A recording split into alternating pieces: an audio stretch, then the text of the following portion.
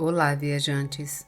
A história que você vai ouvir agora foi compartilhada pelo Sr. Francisco, nome fictício, que já trabalhou com magia negra e se libertou. Hoje ele se dedica a ajudar pessoas a se libertarem dos pactos com o inominável e magias afins. Sejam bem-vindos à viagem ao desconhecido. Eu sou a Clara Paula, hoje com o relato O Pacto Amaldiçoado. Nos últimos dias, o professor, como é conhecido, atendeu ao chamado desesperado de uma pessoa que estava morrendo, pois queria falar com ele antes de prestar contas ao Criador. Quando chegamos na cidade de Guadalajara, Jalisco, e nos dirigimos às pressas ao endereço indicado, rezando a Deus para que a pessoa que, ao seu pedido, pediu que mantivéssemos anônimo tudo o que ela queria compartilhar com o professor ao pé de sua cama. Aquele homem gigantesco e de corpulência impressionante respirava rápida e compassadamente, como alguém cuja vida está se esvaindo e quer se agarrar a ela. Respirando com dificuldade muito ar, começou a confessar o que viveu e que, segundo suas palavras, ele estava totalmente arrependido. Bendito seja Deus que você pôde vir até aqui. Não queria morrer antes de você me libertar de tudo o que carrego e que preciso deixar para trás. Não posso controlar minha consciência e, embora já tenha me dado a extrema unção e me permitido comungar e receber o corpo de Cristo, me senti um pouco aliviado. Sei que você não vai me julgar, pois sei que você será compreensivo hoje. De repente, aquele homem olhou angustiado, com muito medo, o grande espelho que havia naquele quarto e começou a convulsionar. O professor, um médico e um enfermeiro que estavam cuidando deste pobre homem começaram a estabilizá-lo e, depois de tudo se acalmar, ele continuou dizendo que era atleta desde criança. Minha família, embora também praticasse esportes e me incutiram essas práticas para ser saudável, sempre fui disfuncional com problemas de dinheiro. A convivência e os gritos de insultos entre meus pais e irmãos era uma situação diária. E sendo o mais novo de 7 irmãos, fui o mais afetado. Ninguém me dava um conselho ou um pouco de carinho. De todos os esportes que pratiquei, como futebol, atletismo, natação e assim por diante, a luta livre foi o que mais me chamou a atenção. O mistério das máscaras, os vestiários elegantes e ter oponentes tão ágeis e fortes, as engrenagens tão aéreas que este velho esporte tem, me capturaram completamente e, sob a tutela de professores renomados, que me treinaram muito, depois de vários anos praticando e sofrendo com lesões, me deram luz verde para estrear profissionalmente. Decidi usar uma máscara, pois aquela magia misteriosa de ficar incógnito, esconder meu rosto e ter os fãs participando de uma arena onde eu me apresentei, sem saberem quem eu era, me excitava muito, e por isso me esforçava em todos os treinos, tentando dar o melhor, mas não consegui mudar meu físico, e não importava o que eu fizesse, as longas e árduas horas não davam resultado.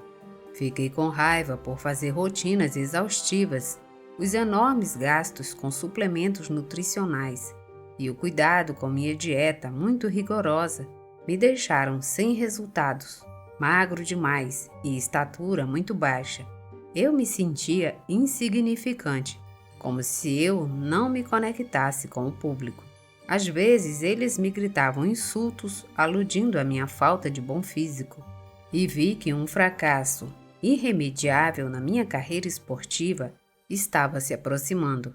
E o mesmo aconteceria comigo, como muitos se aposentaram definitivamente e tinham que suportar as zombarias e as críticas ofensivas que sempre abundam neste meio, e as pessoas más intencionadas, que abusam de sua experiência e conhecimento, tentam causar lesões e que dentro deste esporte são reconhecidas como os rockstars. Eu não queria me expor dessa forma. porque já havia sofrido muitas lesões em diferentes treinos. A última coisa que queria era acabar incapacitado, ter que recorrer a uma cirurgia para corrigir o que me foi causado. Minha cabeça estava um desastre total. Meu esforço e dedicação não valiam nada. Eu tinha decidido me afastar desse esporte lindo, que tanto gostava, e de quebrar meus sonhos para sempre.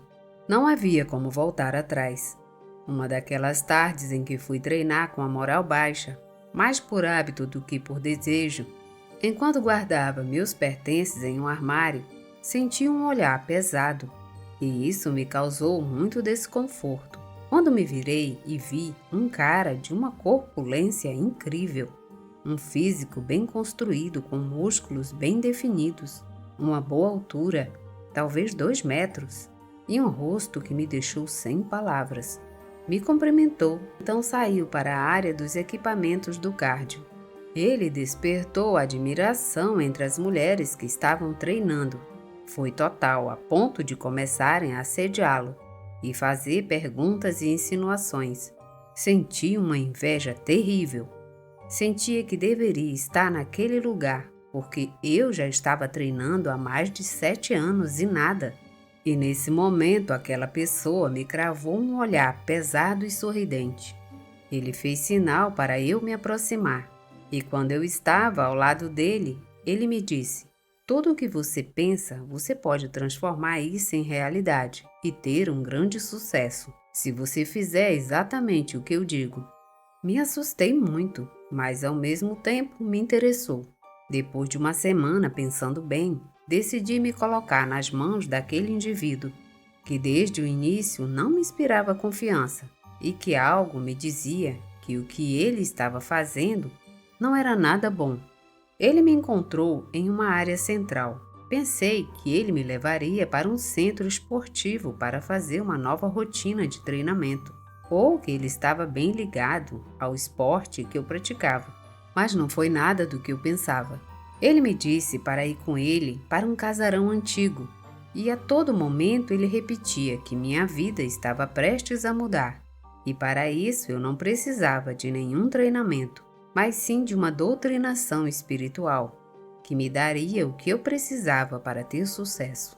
O medo se fez presente. Eu não sabia por que estávamos indo para aquele lugar.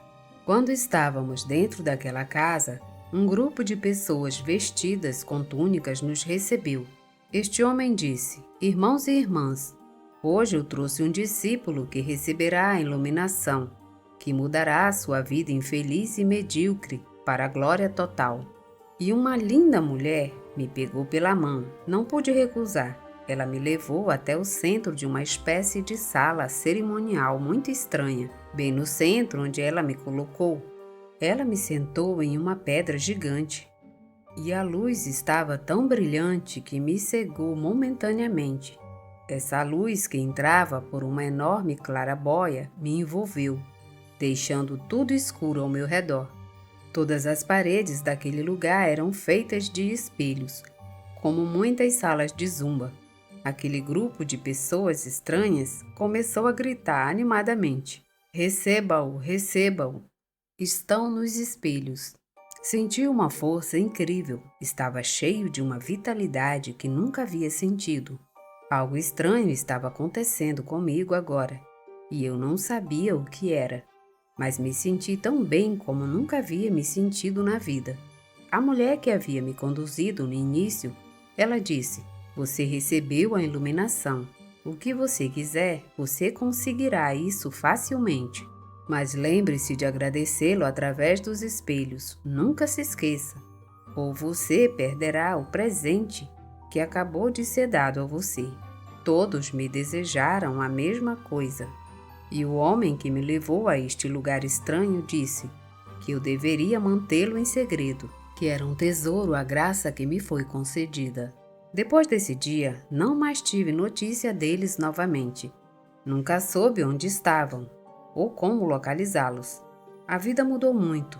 Eu não precisava mais treinar tanto. Meu corpo imediatamente começou a mudar. Os músculos que eu queria começaram a desenvolver. Talvez pareça bobagem. fantasioso, mas minha altura começou a aumentar em 3 meses. As mulheres me cercavam nas academias, mas agora meu maior sonho estava se tornando realidade. A luta livre estava me dando tudo. Eu me sentia superior aos meus rivais. Minha força, meu físico, minha grande altura e a admiração do público feminino me enchia de orgulho. Os grandes triunfos eram uma constante na minha carreira, e com ela a abundância econômica. Carros luxuosos, as mulheres mais bonitas, os excessos iam e vinham.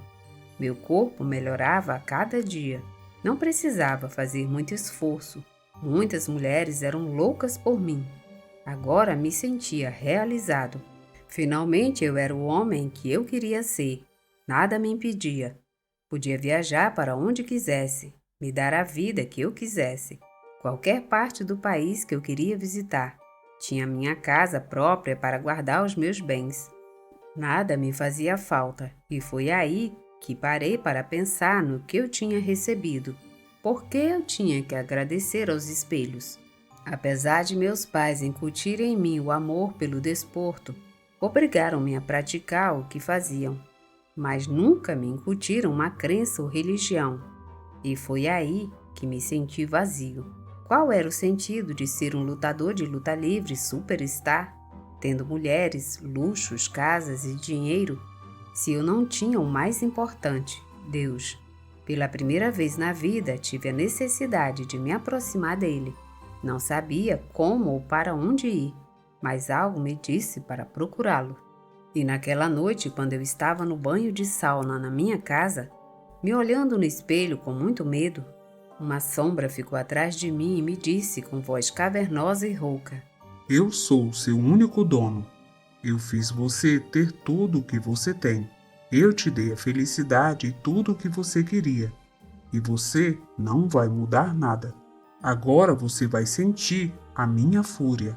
Nesse momento, uma dor horrível e insuportável foi sentida nas minhas costas, como se todos os equipamentos mais pesados da academia estivessem caindo em cima de mim.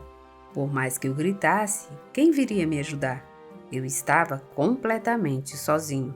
Não adiantava ter o que eu tinha. Era apenas um prazer passageiro. Nenhuma das mulheres que disseram que me amavam estava comigo. Naquele momento, não adiantava ter todo aquele luxo em que eu vivia, porque aquela grande dor que eu sentia naquele momento não podia ser sanada. E foi nessa noite que senti a falta de Deus na minha vida. Eu quis rezar, mas eu não sabia como. E aquela voz ecoava nos espelhos da casa como um trovão. E ele disse com muita raiva: Não vai adiantar você orar. Você é meu. Não chame quem não vai te ouvir. Por vários dias fiquei jogado na cama, sem comer, sujo e sem poder fazer nada. E não tinha a quem recorrer. Eu não tinha nenhum amigo. As vozes nos espelhos podiam ser ouvidas a cada hora. Consegui me levantar e destruir todos os espelhos que haviam pela casa. Eu busquei ajuda como pude. Fui a vários templos e entrei em grupos de oração. Não me importava qual religião ou credo era para mim. Toda crença ia dirigida a Deus, e Ele não me deixaria.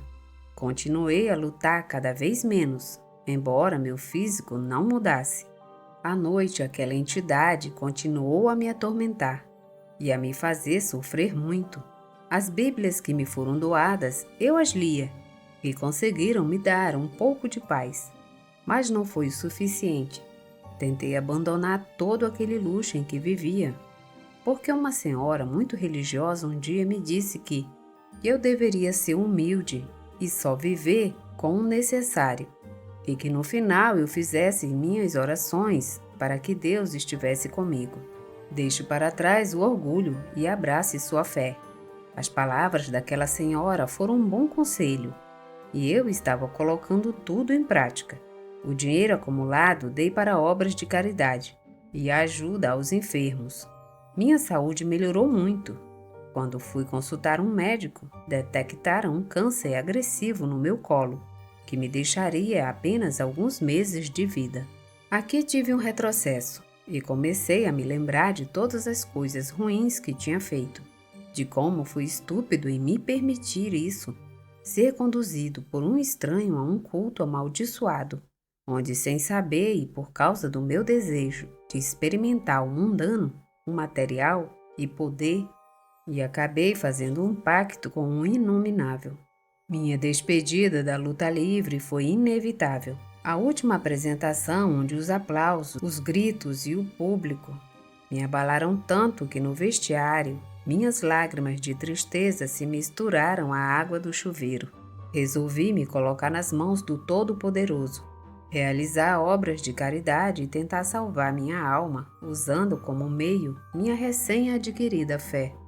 E descobrindo com muita coragem que quase todas as religiões são uma fraude, e que na realidade basta acreditar nele e invocá-lo no lugar onde você está. Foi o que eu fiz naquela tarde, e foi quando a voz do inimigo gritou, imponentemente: Eu também estou em todos os lugares. Não se esqueça disso.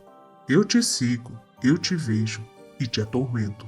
Eu nunca vou deixar você se libertar de mim.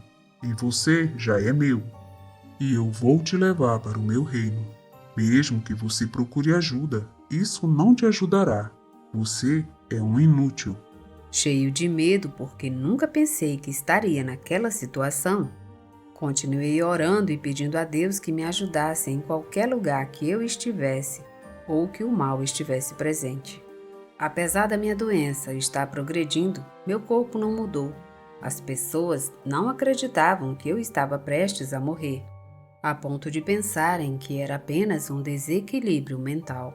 Alguém me falou sobre você, e como você há muito tempo o ajudou a mudar a sua vida. E agora que me arrependi e recebi o corpo de Cristo das mãos de uma pessoa que tem o meu respeito, peço-lhe que reze por mim para me libertar deste mal. O professor, que é compreensivo e sempre disposto a ajudar, lhe disse: infelizmente, o ser humano, no desejo de ter poder, luxos, dinheiro e um mundo falso, cheio de prazeres passageiros, não lhe darão a felicidade que você tanto deseja. Mas não se preocupe, eu rezarei por você. Me dê a sua mão e tenha fé. Implorando 3 vezes, Pai, Filho e Espírito Santo, aquele lugar ressoou e sentia-se uma presença horrível. Ouviam-se ruídos de animais rosnando e outros ruídos impossíveis de identificar. Aquele pobre homem chorava amargamente e apertava com muita força a mão do professor. Algo horrível começava a acontecer com o corpo daquele homem. O médico, o enfermeiro e eu, que pratiquei magia negra por muitos anos e fui uma bruxa que o professor libertou, não acreditávamos em tal metamorfose. O corpo dessa pessoa tremia incontrolavelmente e se contorcia horrivelmente, mas nada perturbava a concentração do mestre em transe, rezando por aquele paciente desesperado. Gritos e agonias e sons que sabe Deus de onde vinham. Comecei a sentir muito medo. Os profissionais da saúde fugiram porque não aguentaram aquele grotesco evento. E eu também estava prestes a fugir. Mas eu tinha que ter fé. E sempre lembrei do que ele me dizia: fique firme na sua fé. Só o nosso Pai, Deus, é mais forte do que a fé que você pode ter. Aquele homem conseguiu se controlar. Ele não era mais aquele homem gigantesco e corpulento. Agora ele era um corpo normal e de baixa estatura. Apertando com força a mão do mestre, ele agradeceu e aquele pobre homem faleceu. Como não havia mais ninguém a quem chamar naquele lugar, colocamos essa pessoa nas mãos das autoridades e depois de interrogatórios e definição de responsabilidades, ainda continuamos a pedir o descanso eterno daquele homem. Fim desse relato. Essa é uma história real. Obrigada por ouvir o relato. Se gostaram, deixem seu like, comentem, compartilhem e se inscrevam no canal. Obrigada e até a próxima viagem.